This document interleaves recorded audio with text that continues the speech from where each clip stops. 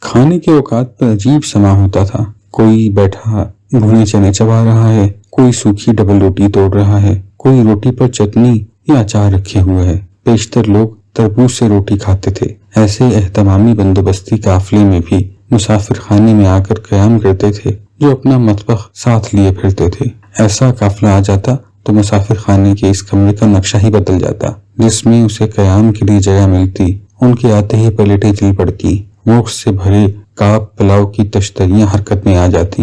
اس وقت مجھے ایسا لگتا جیسے وہ مسافر خانہ نہ ہو بلکہ کوئی عالیشان ہوٹل ہو، جیسے ہم ضائع نہ ہوں بلکہ پکنرز ہوں۔ کھانے کے وقت میں مسافر خانے کے باہر لگے ہوئے کھوکے پر جا کھڑا ہوتا۔ مجھے دیکھ کر کھوکے والا ایک چھوٹی ڈبل روٹی نکالتا، اس کا پیٹ چاک کرتا، اس میں ایک ابلا ہوا انڈا اور ایک ٹماٹر کاٹ کر بھر دیتا، پھر اس پر نمک مرچ چھڑکتا اور اسے میرے ہاتھ میں تھما دیتا۔ یہی میرا ناشتہ، یہی لنچ تھا اور یہی ڈنر تھا۔